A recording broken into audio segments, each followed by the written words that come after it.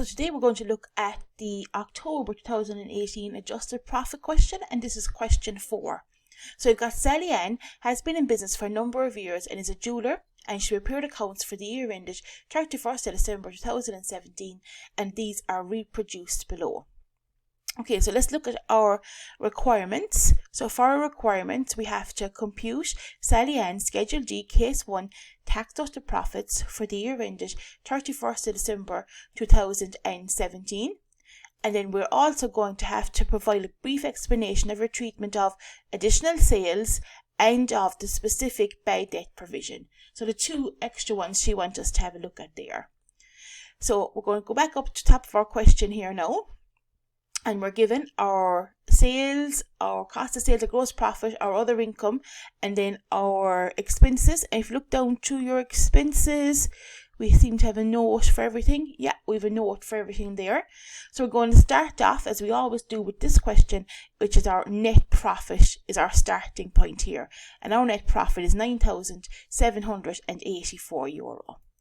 Going to set that up here. So Sally Ann, adjusted Schedule D Case 1, and we're starting off with our net profit of €9,784. And we're going to start then with deducting our other income after that. So let's look down to our red one here. So we've got dividends received. So dividends received are a Schedule F. Rent received is Schedule D Case 5. And then we have additional sales earned. So additional sales are to do with our sales, so that has nothing to be added back inside there. But our dividends and our rent both have to be deducted off.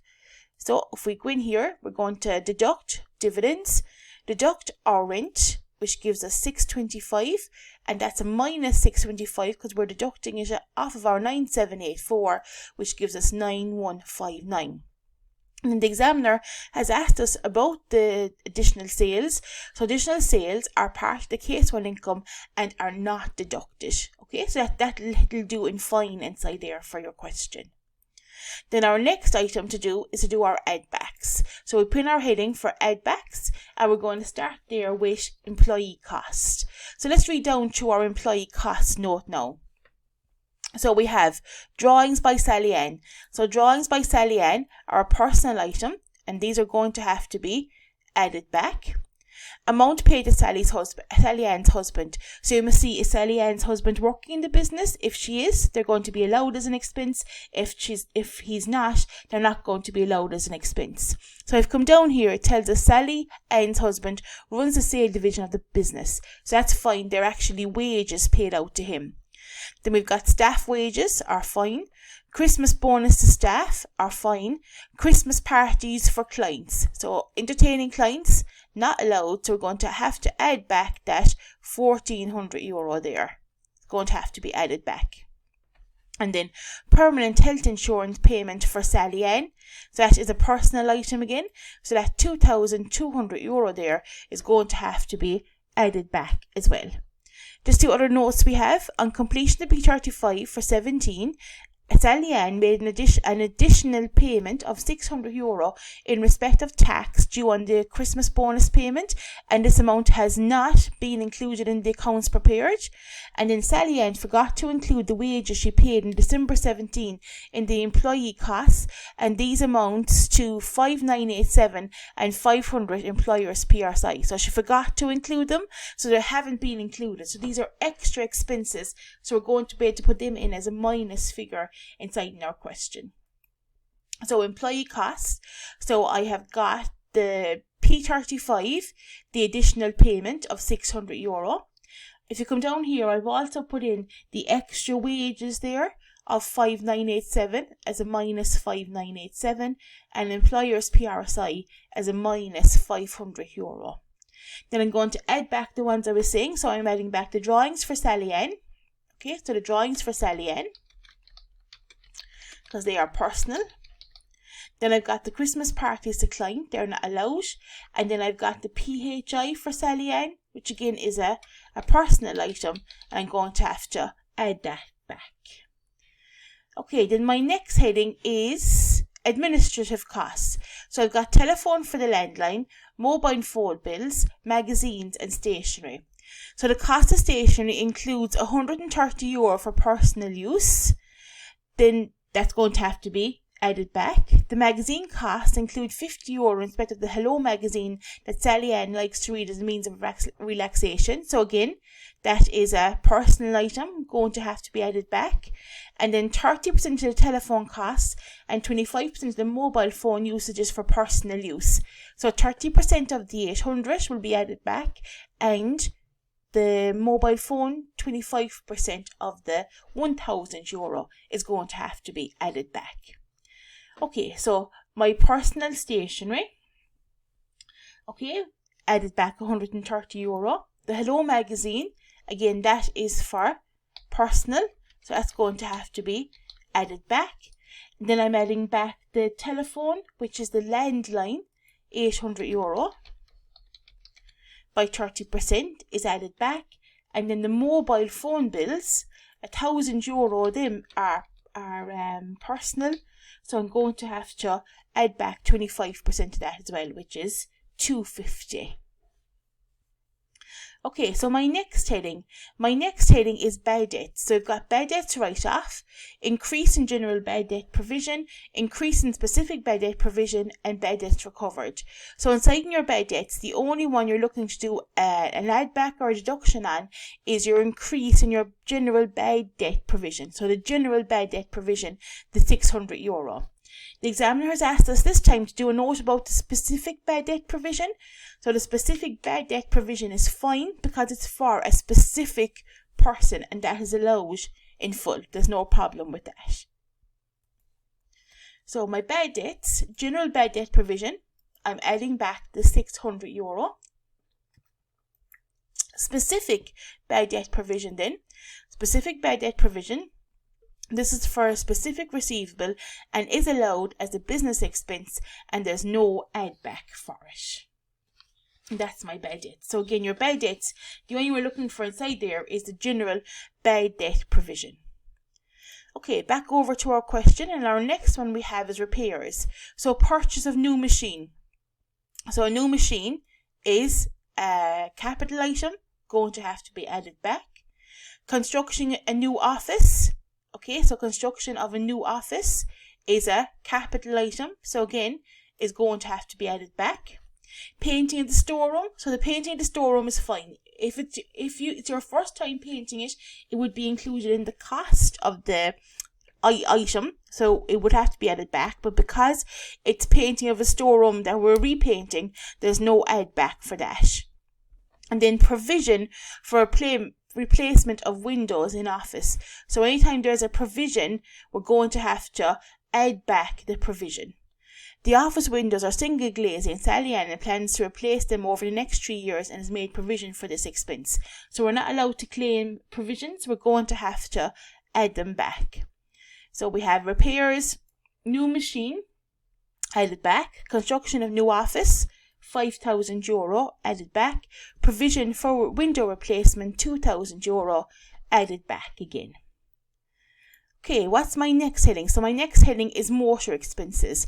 So parking and ticket fines. So parking and ticket fines are one of the ones specified that we have to add back. So parking, clamping, speeding fines, these are all added back. Mileage paid to employees working away from base in accordance with civil service rates are fine. Purchase of a van is a capital item, so we're going to have to add it back. Van running costs are fine. Van depreciation, so we're always adding back our depreciation. The van was used by Sally Ann mainly for business use, but 20% of the running costs relate to personal use. So 20% of the running costs of the van are for personal, so we're going to have to add back 20% of the van running costs.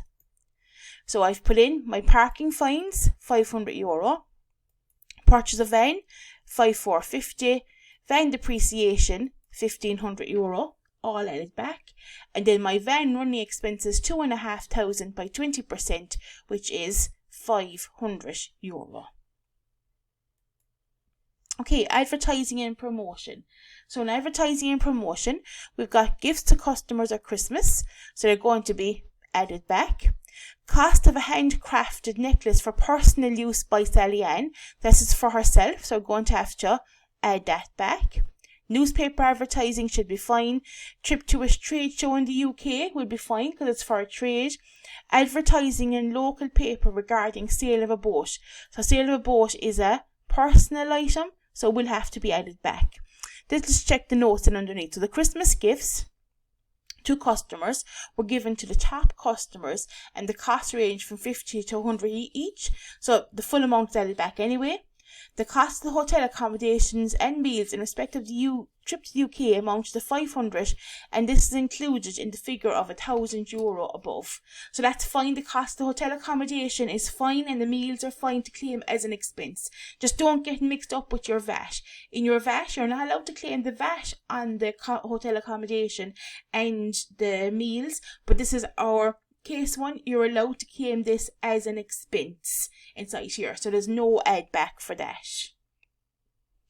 Okay, so I go in here and just do my add back ones. So I have the advertising, gifts to customers, €600. Necklace for Sally Ann is a personal item, so I am going to add that back.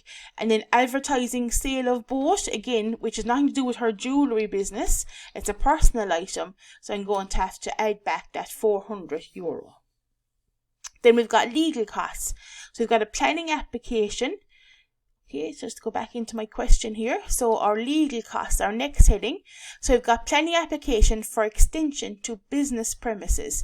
So we're extending the business premises. That is a capital item, so we're going to have to add it back. Appeal against an invoice. Okay, we must see is there any note on that now. So if we look underneath, Sally Ann employed a solicitor to appeal against the amount of the invoice in respect of work done in her own home. So it's done in her own home, so it's to do with personal, so we're going to have to be added back. If that was done for a business item, there'd be no problem. We could claim that as an expense. Solicitor's fees for pursuing debtors is fine. Contracts for employees, again, is fine. So into my solution. So legal costs, planning application, added back. Appeal against the invoice for work in her own home. In her own home is personal in nature, so has to be added back. Then we're down to interest. So business bank overdraft is fine. Term loan for house extension. Okay, so that has nothing to do with our business. It's for our house. Going to have to be added back. Interest charged by suppliers is fine. Late payment of PAYE, PRSI in USC, going to have to be added back. So into my question. So I have term loan for house extension. I'm adding back the 3,200. Late payment. Okay, late payment of PAYE, PRSI, USC, going to have to be added back the full €500 there. And then what have I got left? I have insurance, so home insurance, do it her house, added back. Business insurance is fine. So home insurance, €1,500. Okay, so I'm going to add up then all my expenses. So I'm going to add from the minus 600 all the way down to the €1,500, which gives me 48,733, and 48,733 added on to my 9159 gives me an adjusted Schedule D, Case 1 income, which is now €57,892. Okay, and again, if you just look at the solution there, so this is question 4. So we'll scroll on down there to question 4. And again, you see the way the examiner has given it, so you're getting marks for everything you've been putting in along. Okay, and you see by putting in your minus 6487 and your minus 600s here, you're actually getting 2 marks for them, and a mark for the drawings ones, a mark for the client party, a mark for the PHI. Okay, and then we've got another mark down here for the parking fines. Okay, and all the way down along, you've got your little question, your little marking scheme there.